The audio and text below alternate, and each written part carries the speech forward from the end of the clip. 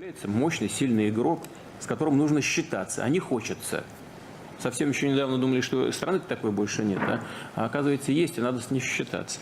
А 160 миллионов у нас проживают. На 12 миллионов тогда переоценил свою мощь и силу представитель 160 миллионов.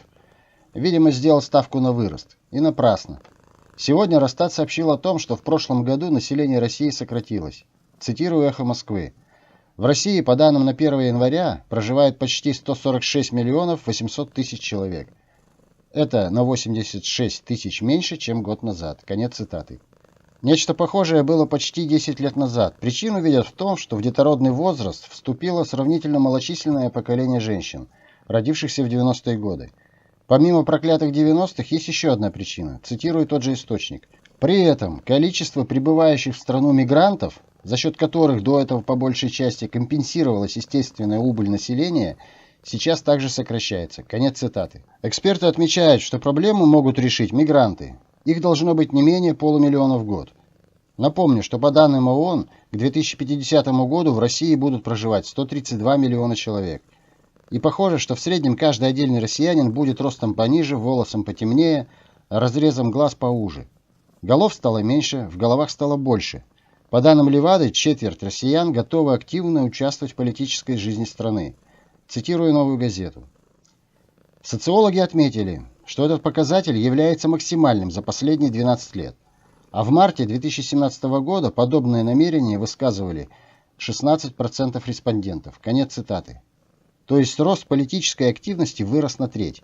При этом доля тех, кто считает, что он в политике не бельмеса и не интересуется ей, также достигла своего пика – 40%. Скромность, конечно, обнадеживает, как и некоторые другие цифры. Привожу данные по сайту «Дождя». Из этих 40% 31% считает, что политика не для рядовых граждан. Очень позитивное мнение. Надеюсь, что этот показатель будет только расти и сравняется с общим процентом всех бюджетников страны. 28% отметили, что у них нет на это времени. Опасный показатель. Похоже, что эти люди оставляют за собой право как-то влиять на политику. Пока просто времени нет. 25% признались, что ничего не понимают в политике. Показатель неплохой, но чреватый. Мне трудно поверить, что каждый четвертый россиянин признал себя кретином. Скорее всего, он просто считает, что ничего не понимает пока. Саму возможность что-то понять он признает, и это настораживает. 21% отметил, что в политике ничего изменить нельзя. И с этим не поспорю. Если в стране больше половины бюджетополучателей, то что-то менять просто некому. 10% назвали политику грязным делом. Тоже слава богу. Деньги тоже бяка, особенно когда их нет. Все от Левады, про бюджетопотребителей. Фонд «Медиастандарт» публикует данные о медиапотребителях. Речь идет преимущественно о потреблении новостей. Цитирую по «Коммерсанту». 76% смотрят ТВ, 3% никогда не смотрят ТВ. Первых по-прежнему сокрушающе много, вторых ничтожно мало. 48% смотрят интернет, при этом 12% принадлежит Ютубу, 4% заблокированному Телеграму, 19% смотрят печатные СМИ. Если вы помните, это примерно то же самое, что на планшете, только исполнено на бумаге. С рынка вытеснено не столько интернетом, сколько Зевой, фамилией, Клинексом и Папи. 62% заявили, что умеют собирать информацию из разных источников. Ну, покрасовались, конечно, потому что только 38% знают, что такое фейк-ньюс. Кстати, 2 днями ранее СМИ публиковали данные американской компании Эдельман. Там сказано, цитирую «Радио Свобода», «Россия также занимает последнее место по уровню доверия к средствам массовой информации.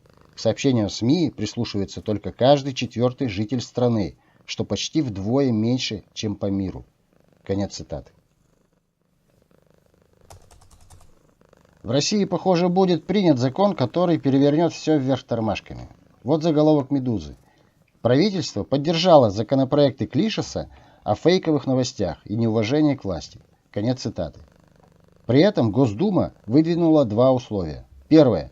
Депутаты требовали положительных отзывов на документы от Кабинета министров. Второе. Андрей Клишес должен лично представить их на заседание Госдумы. Последнее Клишес уже благоразумно отверг. То, что о существовании фейк-ньюс знают только 38% россиян, не беда. Беда в том, что ценность неуважения к чему-либо поддерживается на все 100. Если кто-то беспокоится о том, что это как-то повлияет на возможности критиковать власть, то он не прав. Это будет тот самый закон, с которого начнется эпидемия гражданского неповиновения. О другой эпидемии. Эпидемии вызовов на дуэль. Цитирую СНОП. Чемпионка мира по боксу вызвала на бой Шнурова. Ей не понравилось стихотворение Шпагати-Волочковой. Конец цитаты. Чемпионка Фируза Шарипова считает, что Волочкова прославляет Россию, а Шнуров отпускает шуточки. Цитирую его Инстаграм.